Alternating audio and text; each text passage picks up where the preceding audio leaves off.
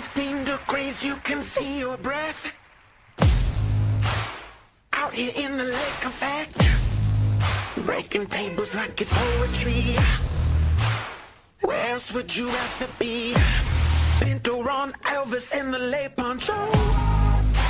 The members that you need to know. 'Cause once you out here now, your family. Where else would you rather be? Where else would you rather be? Welcome into the Nickel City Crew. I am your host, Rob Crippen. Please like us on Facebook and follow us on Instagram and Twitter at Nickel City Crew. This episode, along with all of our episodes, are presented by Crippen Legacy Entertainment here on Spreaker and StreamYard. We're so glad that you're joining us for some of your Buffalo Bills and NFL content again today. And as always, these are my Bills thoughts said out loud. It's a vibe so ridiculous. Since 12 plus 83 was 6. The shout rocking like a symphony. Where else would you rather be? All right, let's get straight to it. Really excited for tonight's episode.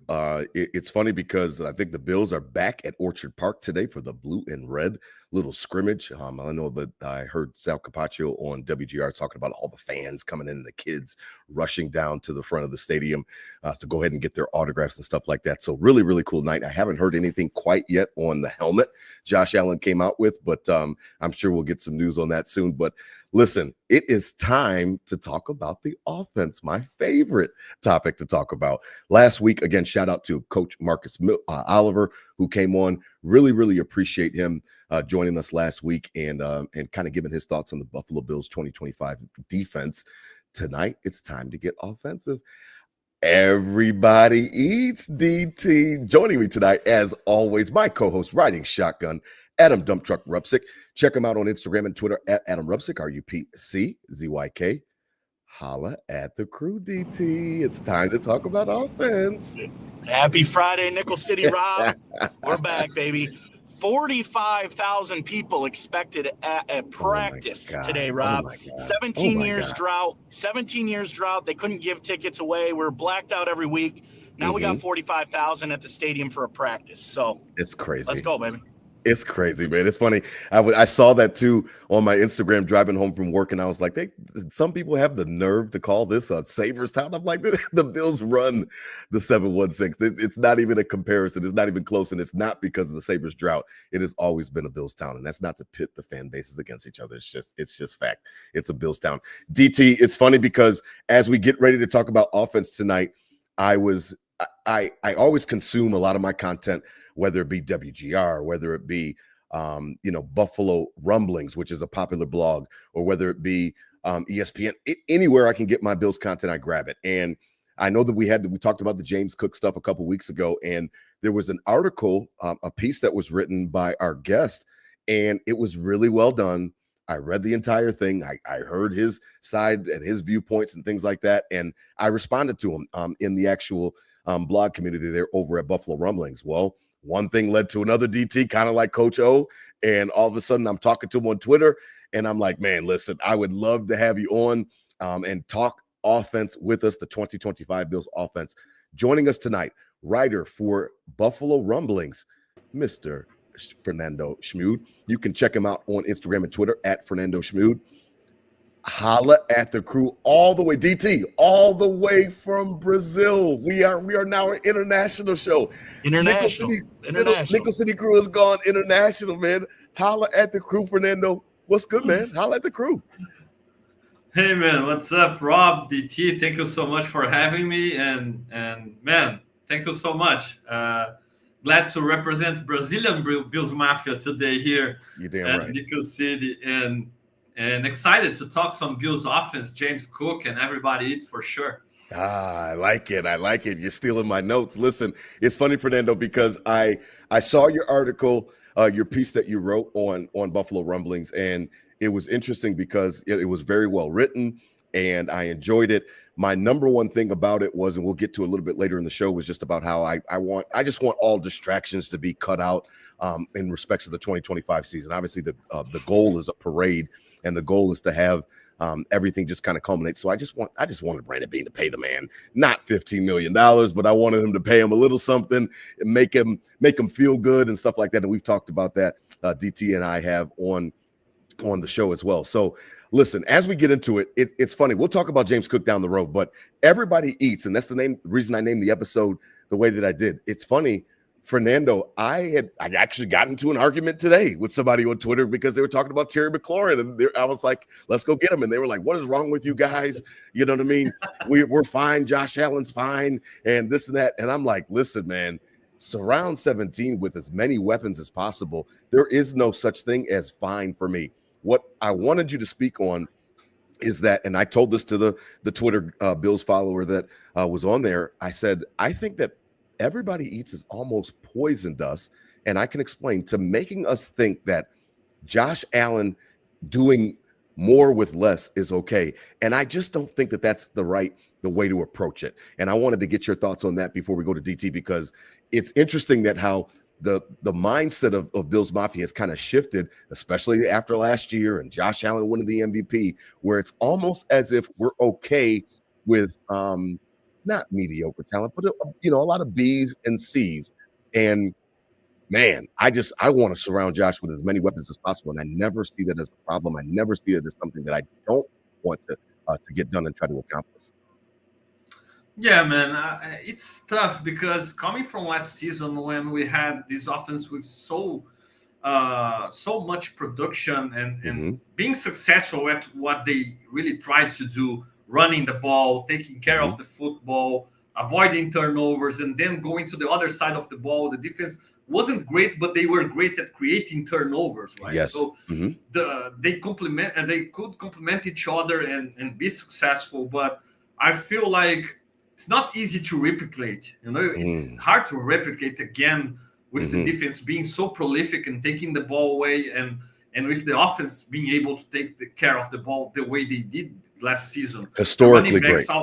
They almost didn't fumble the ball. The running backs took care of the football in an awesome way. Even Josh, was able to take care of the ball in an awesome way. So I really question how well the Bills will be able to replicate it, and especially by playoffs times. And that's one of the biggest beefs I have with some of my friends of Bills Mafia. And I always tell Rob, it's not bad, and there is nothing wrong in agreeing to disagree with each other, right? Absolutely. It's fine.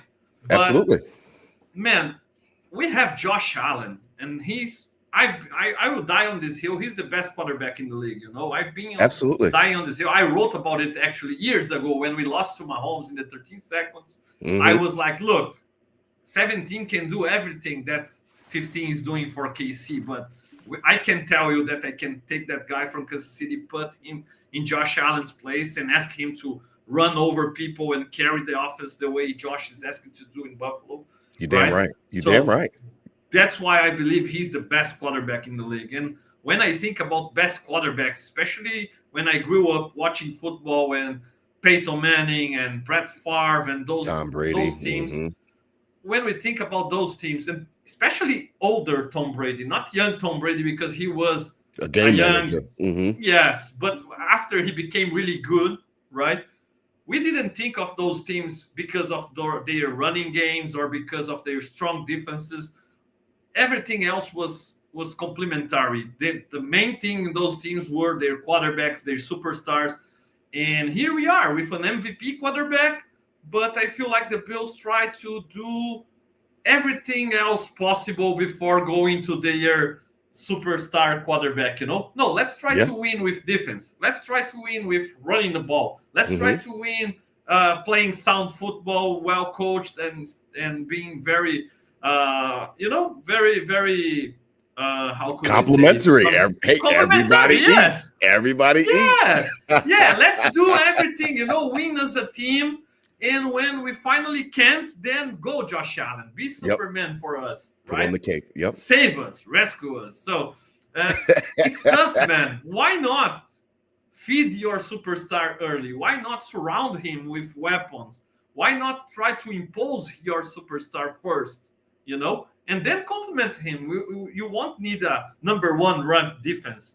You won't need the defense to to hold opposing offenses to 15 points per game. You need them to make some plays here and there, take the ball away and give it back to 17 and let him cook, So that's the biggest beef I have with this way the Bills are building this team. They try to do everything else, and then when nothing works, go 17, save us. And I don't like this kind of approach. DT, I know that Fernando is sounding like a mini me for sure, because you've heard some of these same things from me. And DT, I mean, when I tell you that it's music to my ears, it's not just because, I mean, obviously we like listening to people that feel the same that we do. That's how it is with politics or whatever, entertainment, whatever the case may be. DT, that you have heard some of this same shit from me that Fernando is saying for years now, not just last year, but for years now. I feel like the Bills, this everybody eats is almost a poison, DT. It's almost, I just heard a Bills fan that told me that the idea of Brandon Beane trading for Terry McLaurin is, just get that out of your head. He's fine. He can win with Gabe Davis. And I'm like, what kind of conversation are we having? DT, man, speak on it, because Fernando is man, he's talking my talk, man. I mean, he's got me excited. Well, the argument for everybody eats is kind of contradictory to that point. Yes, we put it on Josh to be Superman if it doesn't work, but we're doing all the everybody eats thing so we can have more of a well-rounded roster, right? That's the goal of this whole thing, to have the well-rounded roster so Josh doesn't have to do literally everything.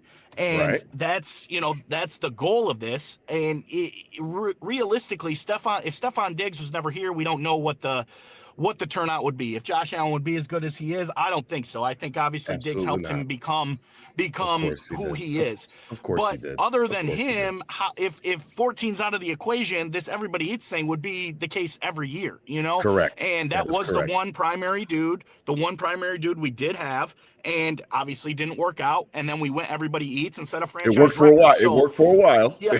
So I think the organizational theory here is everybody eats so we can have more of a well-rounded roster. We don't have to pay the tops of the tops. We'll pay our quarterback, and then we'll pay above average players to round out the rest of the roster to make it so Josh Allen doesn't have to do everything. So that's the goal. And I thought, last year with the everybody eats mentality, he was pretty relaxed. He wasn't taking as many hits. He wasn't having to be Superman as much as he used to be, and they were still able to produce. Yeah, I mean, I had to shut up. That by the time the AFC Championship game rolled around, I had to shut the fuck up and stop talking about everybody eats and how much I couldn't stand it. Here's my only thing that I'll say back to you, DT, is that from my perspective, yes, everybody eats worked, but kind of to what Fernando had just kind of pointed to is that like everybody eats worked last year in conjunction with the immense ball security that we had. It was a situation where the offense gave up the ball at a historically low rate. I think it was 6 or 8 times in the entire season, a 17-game season with a ball that is oblong, DT. What have I told you throughout the offseason was that I don't think that that's I don't think that it's something that you can replicate. I don't think that it's a formula. You can't say we're only going to turn the ball over another 8 times in 2025. I don't think that that's something that you can repeat. So because of that, it kind of scares me. And that's why I was talking to Fernando about it, because it kind of scares me, DT, into thinking that, listen, our Bills Mafia, are we blinded by the everybody eats to the point where we're negating the fact that our defense was garbage last year? I mean, or whatever, relatively garbage for a McDermott defense. It wasn't top 10. We could not get off the field on third downs at all throughout the entire season, including the playoffs. And then in addition to that, the defense was taking the ball away. So everything kind of lined up for everybody eats to kind of shine and to look as if it's almost like lipstick on a pig. Does that make sense? Josh Allen had some of his lowest output totals, his yardage. All of those types of things were down. I'm not saying that he has to put on the cape every time, DT. What I'm trying to say is that I think that the turnover margin and the way that it went last year is kind of glossing over the fact that, listen, everybody eats worked, but it worked because of the fact that we had a lot of other things go our way that I don't know if I can guarantee that they're going to go our way again. Yeah, but I mean, the turnovers are all on defense. We didn't turn the ball over on offense. right? But that's a part of football, though. That's true. crazy. You're getting the ball with a short field, and I understand that. But then, okay, defense lets us down and everybody eats. What did they do this year? Invest pretty much the entire draft into the defense to maintain this philosophy, right? They did. DT, even to when we talk about everybody it's working in the last year's offense working, I really, when I really look at it and closely, I think it worked to an extent, because let's be honest, and even when Brandon Bean said before training camp, when he was mad at people talking about more wide receiver and stuff, he mentioned regular season rankings. And man, I can't care less about regular season rankings, because our number one defense years ago played like trash against Kansas City Chiefs and allowed the 13 seconds to happen. So that was the number one ranked defense in the league, and they played like the worst defense ever against Kansas City, right? That's right. So I don't care if our offense was number one ranked during regular season and scored number one points per game in regular season, because we know the Bills are awesome in the regular season. And I always tell people, like, I'm not a hater. I'm not a McDermott hater. No, I love him. But it's so unfortunate to see him doing so well in regular season and so bad in postseason, that it's tough, man. It makes us crazy, because the same reason we are good in the regular season, sometimes we are bad in the postseason. And with the offense, the everybody eats and stuff, I think it was awesome for us as Bills fans to finally be able to have a ground game again, to be able to watch our offensive line be nasty and block well and open gaps for Cook, for Ray Davis, for Ty, everybody playing well, running the ball, having that run game to support Josh. It was great for all of us. But look at this. The two main games of the postseason last year against the Ravens, we started really strong, and it seems we caught them a little bit off guard running the ball. I think they didn't expect us to try to ground and pound against them. They were the best run D in the league, and so they maybe thought the Bills would try to air it out, be different, and they played the run game entire first half, took care of the football, right? That's right. And we're able to build that lead. But after the half, they figured it out, and they started to stop that run game, and they really dare us to beat us throwing the ball. And then Josh didn't have enough weapons to do it. Thank you. We can see Josh struggling sometimes because he doesn't have the separators. He doesn't have people catching passes. He doesn't have enough in the air game, maybe even in the game plan. During training camp now, you only can allow or allocate your time to build the playbook to an extent. If you dedicate too much time to the run game, you won't dedicate a lot of time to the passing game. And so I feel like the last two seasons we had opportunities to win the game and the ball was like 2 minutes left or right, 3:33 to go last year. Josh Allen with the ball, and he's run throwing game screen screen passes, Fernando, to Amari Cooper with the game on the line. James Cook is on the sideline. Cook is on the sideline because he's not playing 2 minute offense for us, right? So our second best player in the offense is sidelined. Josh is almost by himself. Like, he doesn't have his second best player in the offense alongside him. And he needs to pass because you can't run the ball anymore. The clock is against you, right? Right.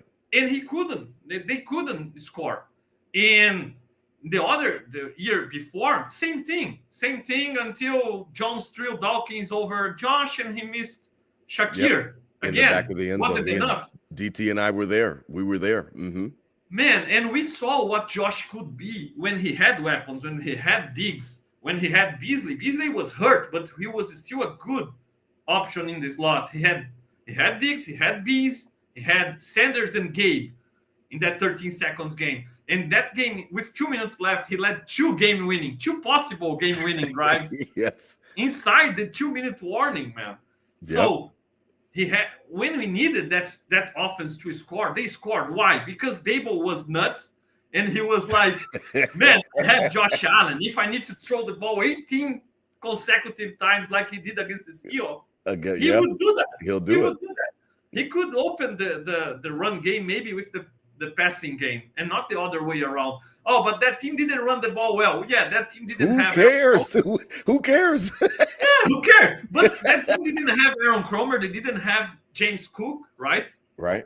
And it was possible to improve that run game without losing that aerial power.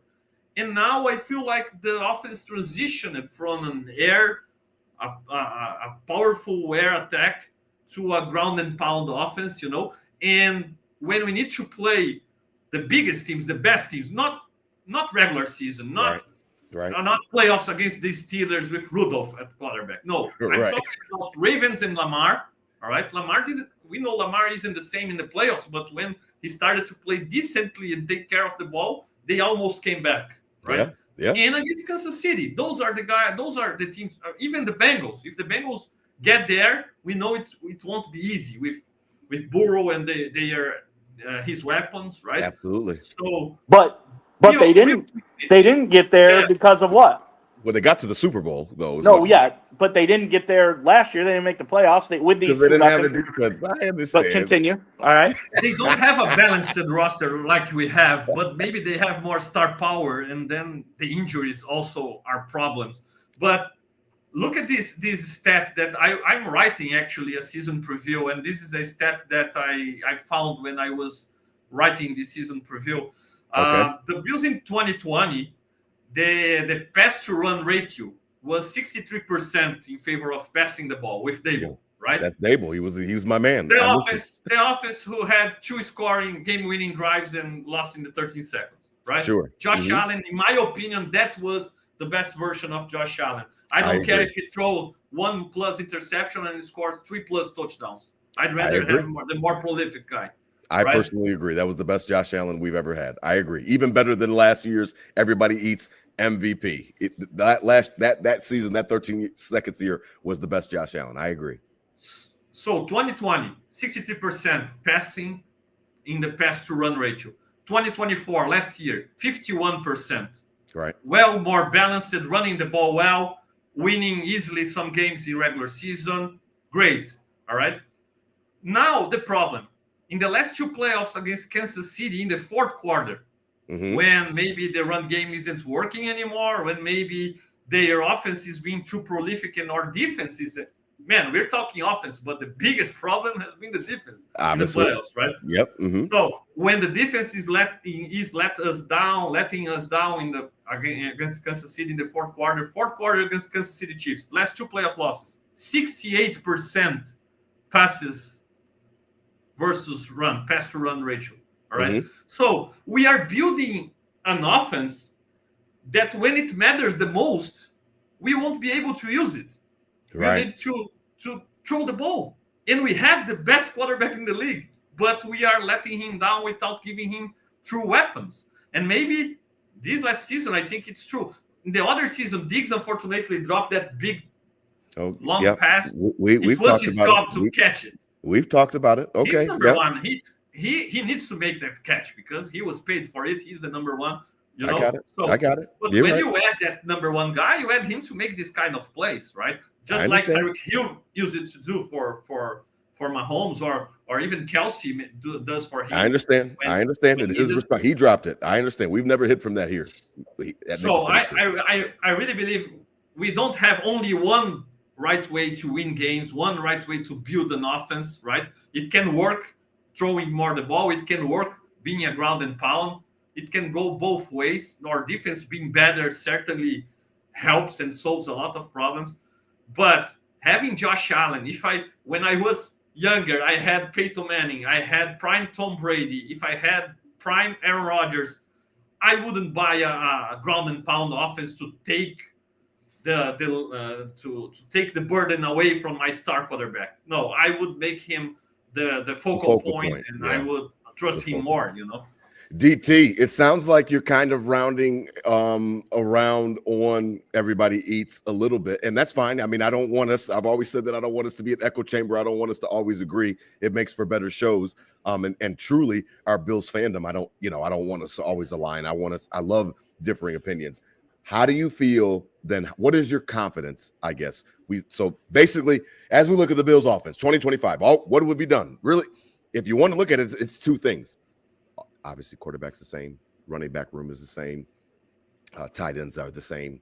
We have the offensive line is literally, as long as they can still stay healthy, knock on wood, they're the same from left tackle, from Dion all the way to right tackle, Spencer Brown. Everything is the same. What are the two things we've done different? We've traded out Mac Hollins and Amari Cooper for Josh Palmer and Elijah Moore. So with those basic two changes, are you convinced, DT, that everybody eats has an opportunity to be successful again? Because Fernando just talked about it. You're right. There's more than one way to skin a cat, and there's more than one way to win. I think to Fernando's point is that in the playoffs, when it's nut cutting time, having a run-centric offense, I don't know, it just can limit you. And I've got some proof on that a little bit later. But I just wanted your opinion, because it sounds like you're starting to round into the form on everybody eats a little bit. And that's fine with me. We can disagree. I'm moderate on everybody eats, I'd say. Like, obviously it worked last year, or a version of it did, or the defense helped the turnovers to make it look better. Whatever the case is, it worked last year, right? With kind of the MO. It's obvious they're bought into trying to do it again. That's the philosophy. That's the team. Or they would have. So, I don't necessarily I agree that we should give the best player in the world weapons to be the best, to be great.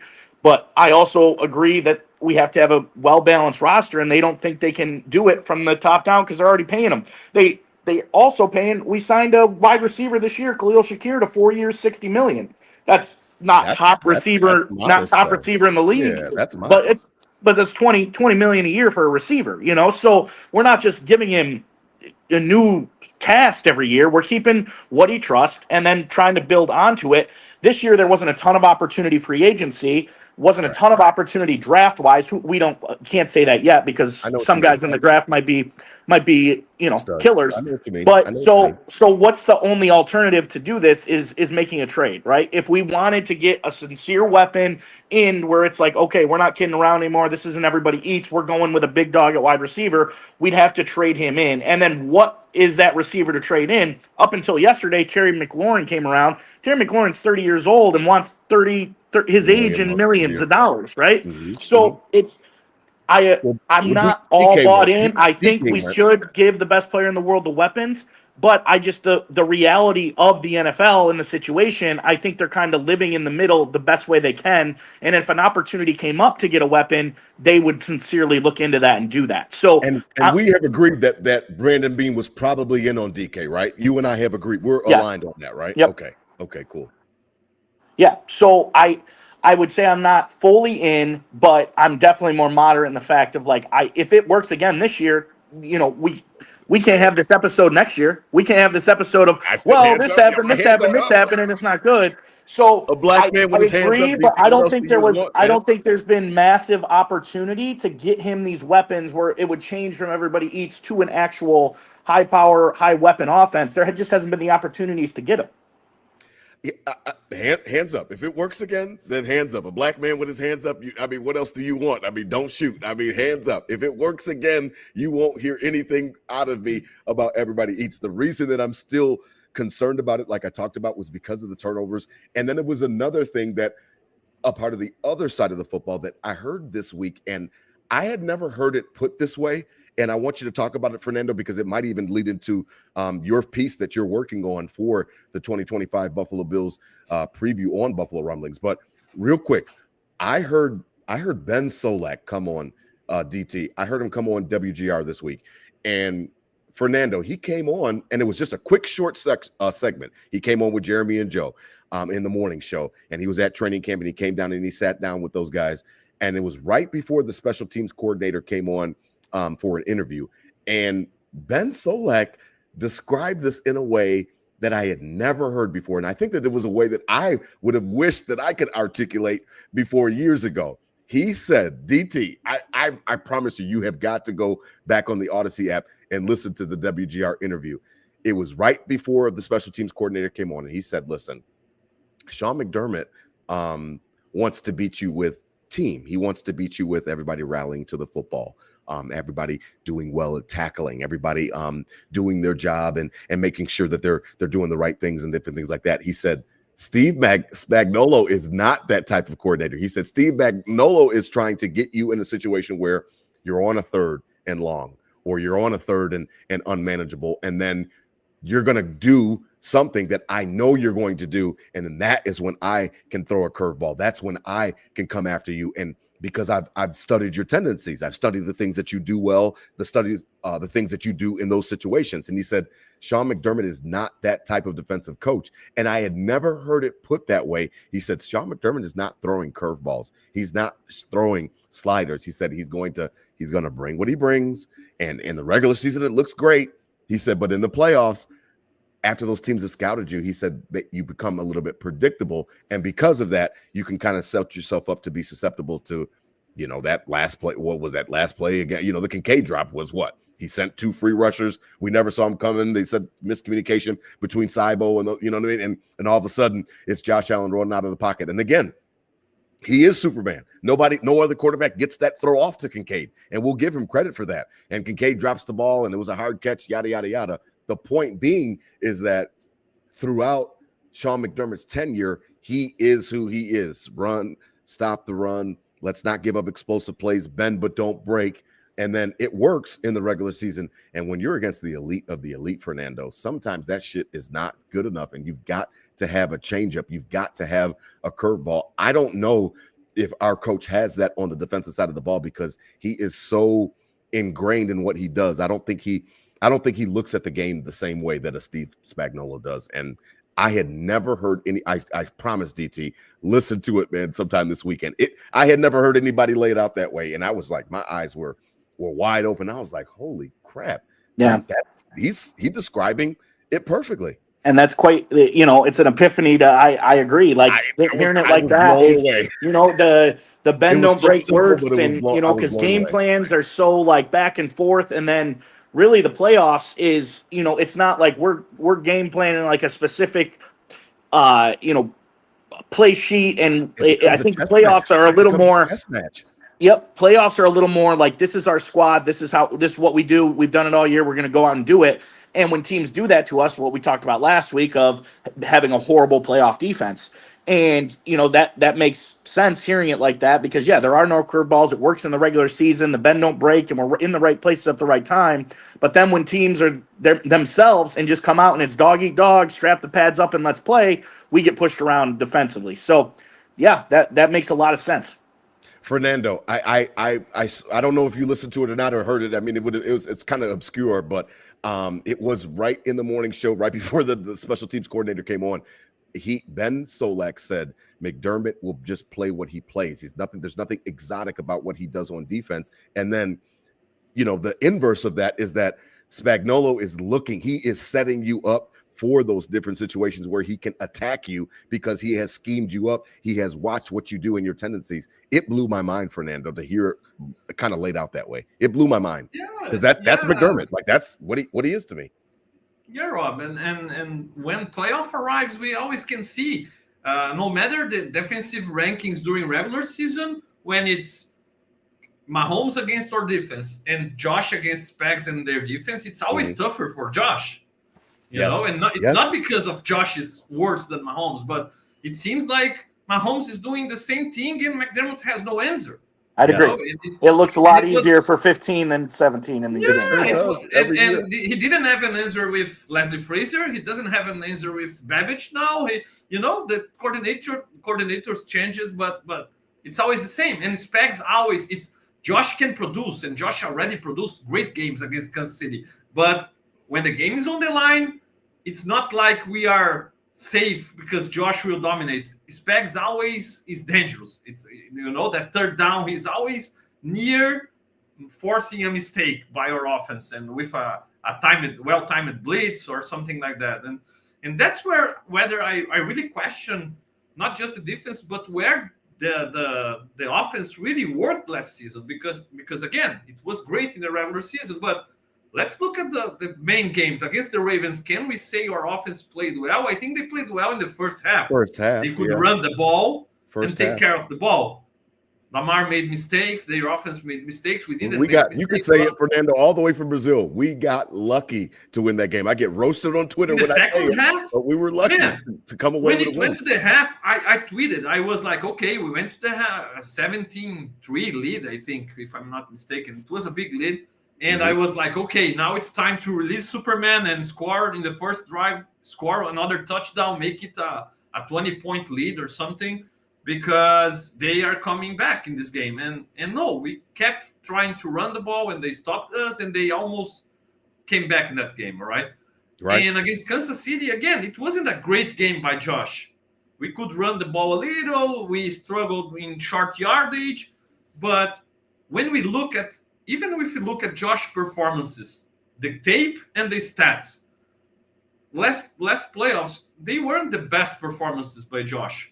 Now look at his playoff performances in the 13 seconds game, in the perfect game against the Patriots. The Patriots had the number 1 defense as well that year, right? Right. They did. And we had a perfect game against them. Josh was unstoppable in those games. That's when Nickel City Crew started. It was right before that game. That's when we started.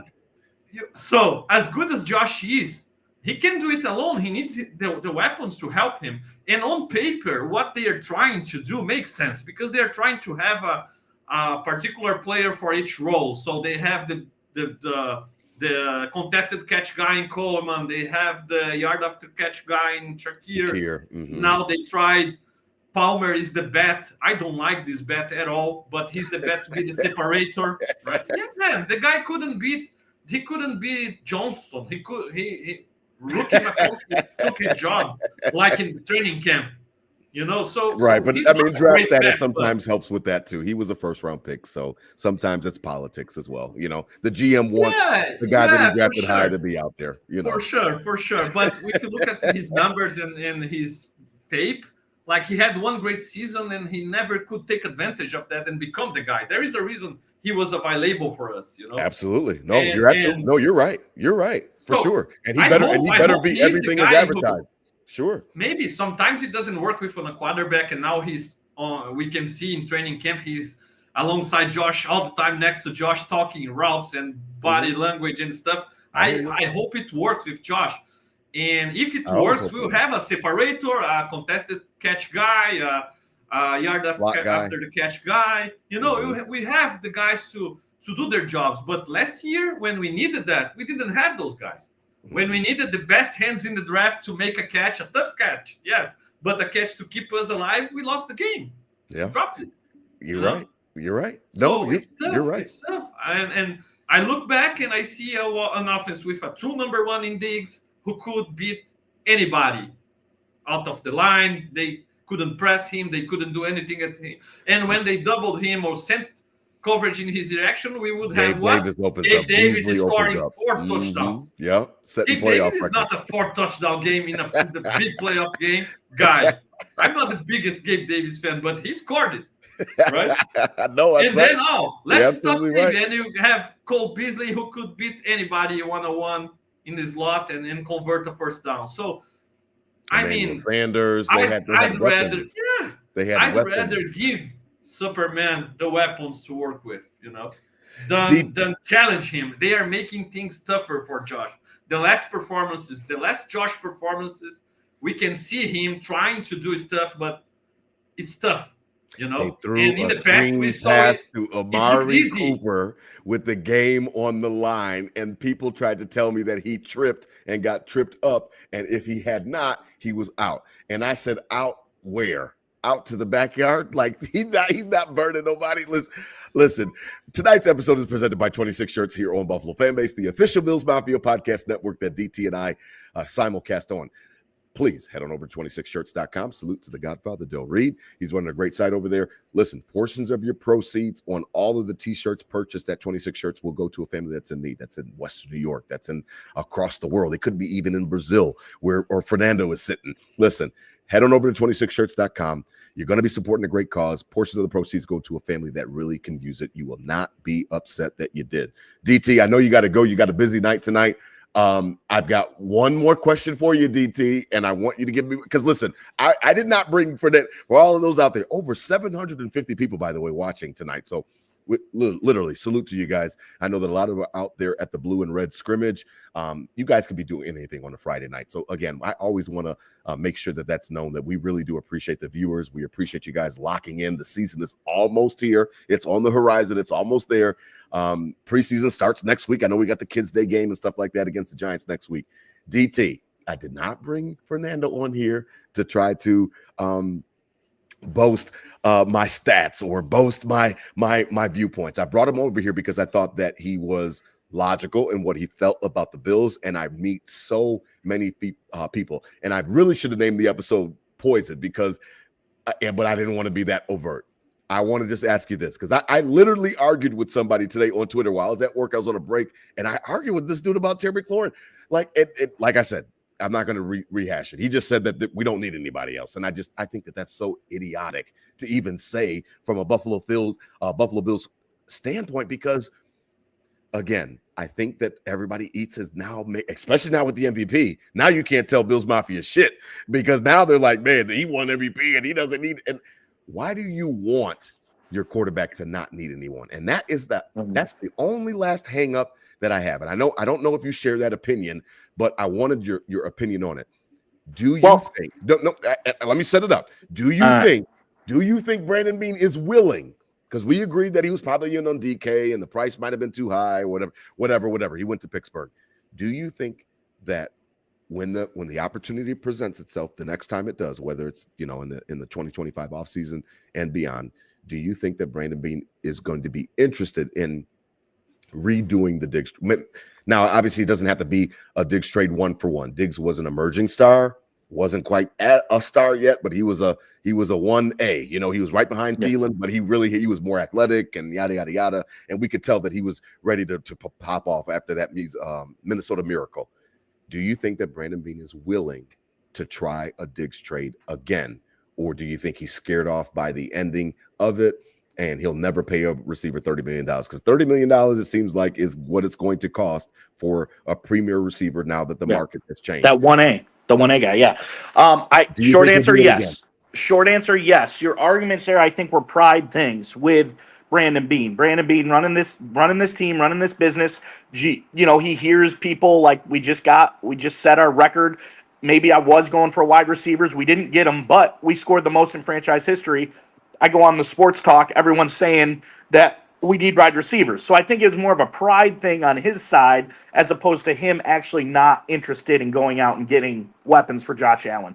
I think he is fully committed. If an opportunity arose that made sense for the team, he's pulling the trigger 100 out of 100 times. I genuinely believe that. I think the arguments that they say, that McDermott and him say, aren't necessarily their diehard philosophies. I think it's more a pride thing. This is the team. We're not going to admit like we're wrong because we've had success with it and go from there. And I think our 750 viewers is up because this is playing on the Jumbotron at the return of the red and white scrimmage. But in all seriousness, yes, I do think he would go after weapons if the opportunity arose.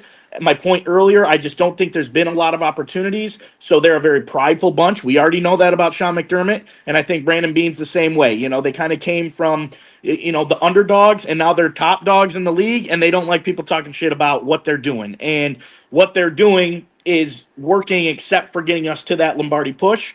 Hopefully that's the goal, to get over that hump. It seems like that's all they talk about. That's all last week. That's all we know Ed Oliver thinks about, and that's great. Right. But I do think, yes, they would pull the trigger. Brandon Beane would pull the trigger and make something happen to get a weapon if the opportunity presented himself.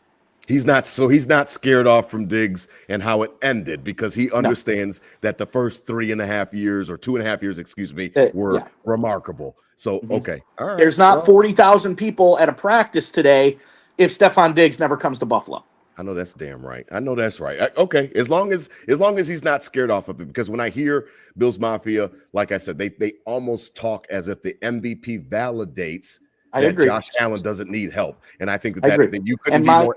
Yeah, my argument is the way they talk necessarily isn't the way they genuinely feel. Okay. And they tried with Cooper, right? Last year, because everybody eats wasn't working, Fernando. That's why we had 2 straight losses, and he goes out and gets them. And when they were struggling the year before that, they brought back John Brown and Cole Beasley. Thank you. Exactly.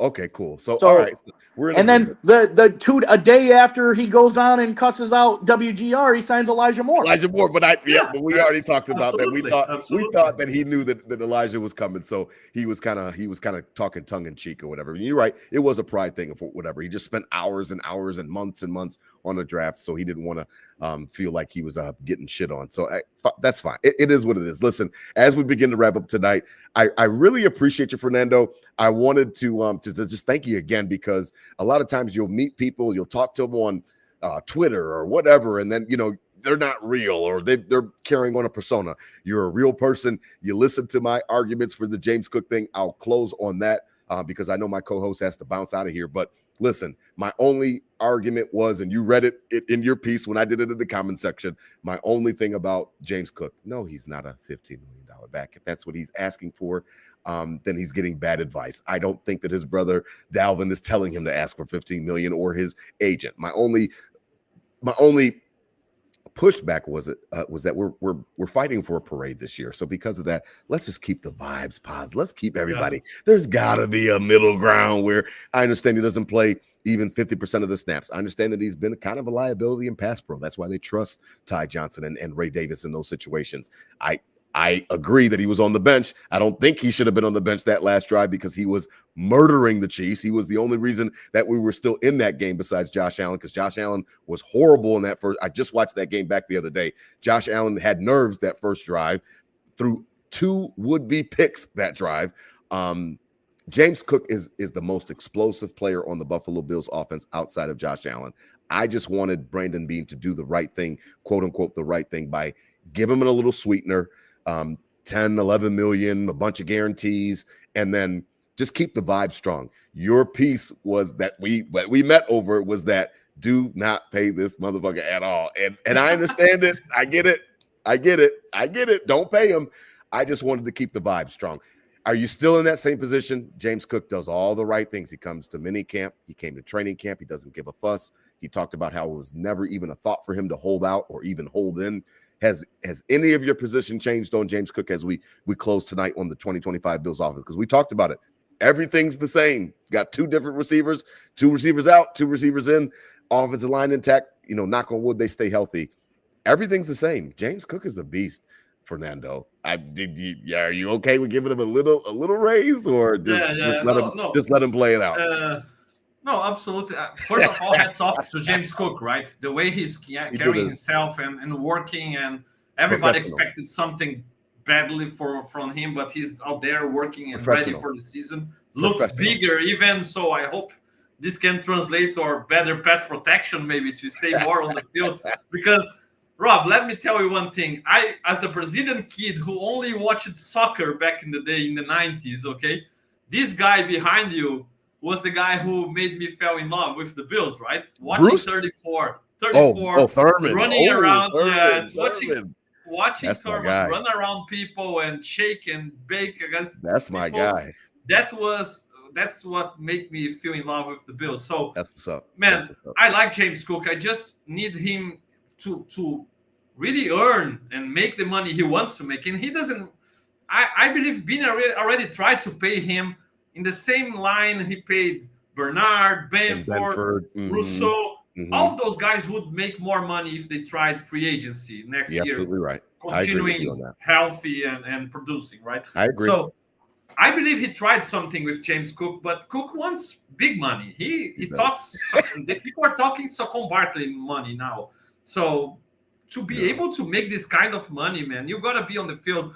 I gotta see him on 2-minute drills. I gotta see him when Josh is in trouble. He has Cook to help him, I agree. And if he can this season prove he can be on the field more, be a difference maker in the passing game as well, maybe the route would be to pay him and to keep him, because just like DT said, they are trying to sign different kind of receivers and pay less for them and maybe find somebody who works out there, right? Maybe Coleman can step up. Maybe Palmer can step up. So Kincaid's ass. I'd rather not pay Cook and trade for McLaurin.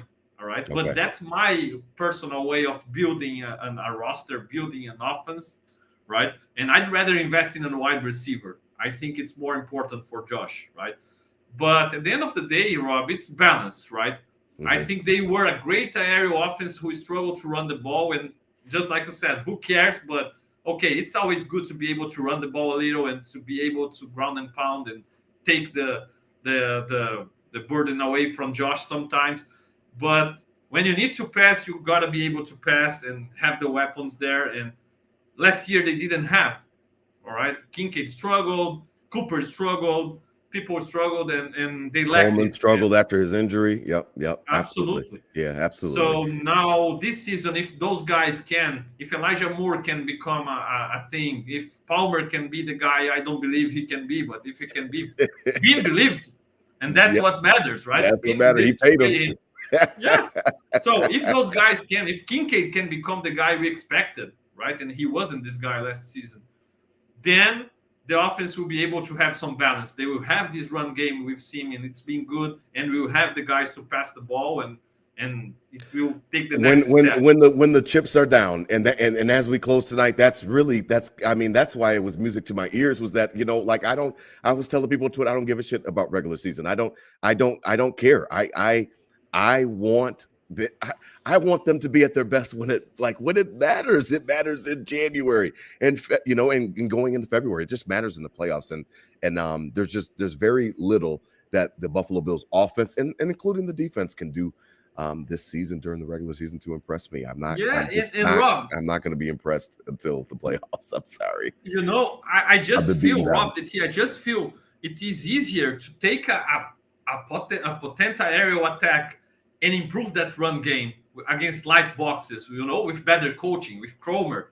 They both didn't have Cromer. With Cromer, right. With better offensive lineman, a better running back in Cook, right? I love Mother, but he was nowhere as explosive as Cook, you know? So it was easier to improve that run game having a great aerial attack than now having a great run game, a good offensive line to improve the aerial attack. I hope I'm wrong. I hope the guys can really play really well, develop Coleman, Kincaid, and the passing offense can get better.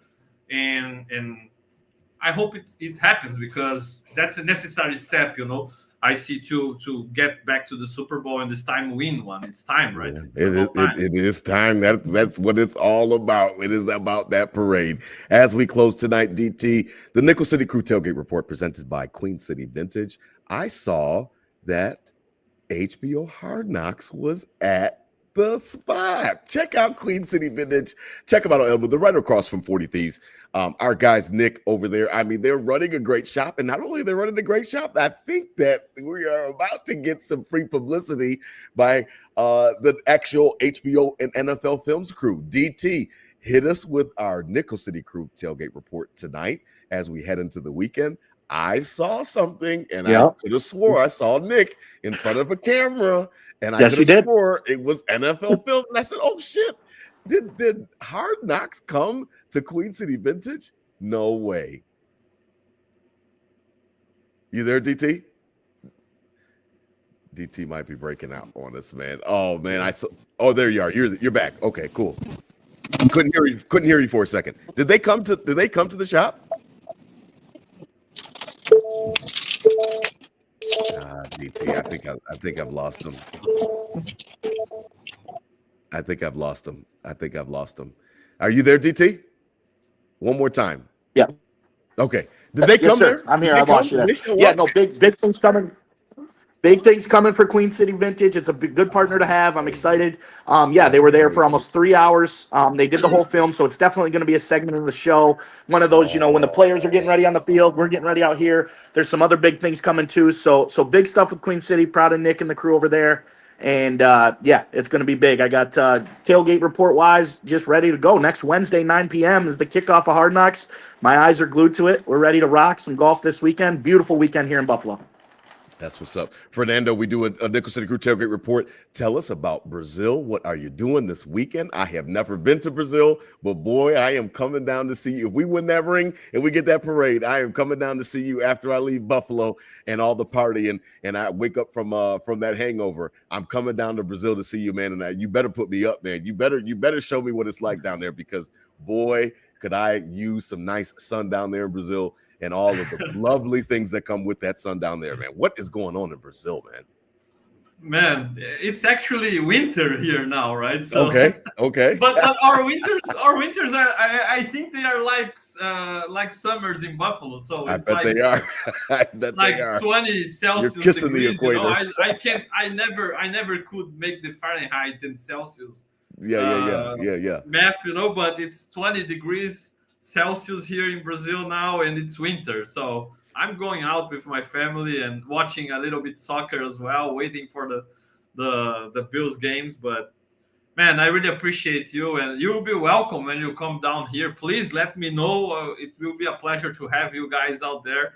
And man, thanks for having me. Thanks for having me. We really appreciate it, man. We really appreciate your time tonight. Check him out on Instagram and Twitter at Fernando Schumde. Again, he is a writer, creative director for Buffalo Rumblings. If you go into Buffalo Rumblings, that was like literally one of my first spaces that I went to when I moved down here to Charlotte. I was looking for ways to connect to the Bills. Went on Buffalo Rumblings. They run a great site over there. I really want to be a contributor one day for them because I can write as well. I've got the gift of gab, but I can actually do it through the keyboard as well. And listen, Fernando, we really appreciate your time. Really appreciate you taking the time out of your day to join us. And I just converted it. It's 68 degrees down there. You have nothing to complain about. It is not. I mean, you have nothing to complain about. Wearing a hoodie. Yeah, winter my ass. I mean, Buffalonians, the 716ers, we know in Western New York what winter is like. And that 68 degrees is not winter. But you guys are kissing the equator down there in Brazil. So listen. We really, really appreciate you tonight. Listen, all the listeners, over 850 people watching on the TGIF Friday. We appreciate you. We really do appreciate your support. Listen, Bills are back. Preseason next week. DT already talked about it. Hard Knocks next week. Like, we are about to be featured. One of the features on HBO Max. Listen, I can't wait for it all. We talked about the offense a little bit tonight. You guys know. I mean, hey, do it again, and I'll shut the fuck up. Do it again. Do it again, offense. Joe Brady, do it again. That's it. I want Josh to have everything at his disposal when the rubber meets the road. And last year, it wasn't good enough at the very end. And yes, throughout the regular season and all the way up to it was good enough. It wasn't good enough at the end. And the year before, it wasn't good enough. So we'll see. Everybody eats is their moniker. DT already talked about it tonight. They are doubling down. They're going with it. DT. We'll see. I'll hush. I would be quiet if they do it again. They got to do it again though. Before I shut up about it because I'm still hurt. To get everybody eats, everybody's got to be hungry to eat. So we got a team of hungry. We're hungry. That was a lame way to end it. I love it. Hit them with the Go Bills, Fernando. DT, hit them with the Go Bills out there. Enjoy your weekend out there. Listen, spread love, not hate. These were my Bills thoughts said out loud. Hit them with a Go Bills, fellas. I mean, that's it. Man. Go Bills. Thanks, Fernando. Go Bills.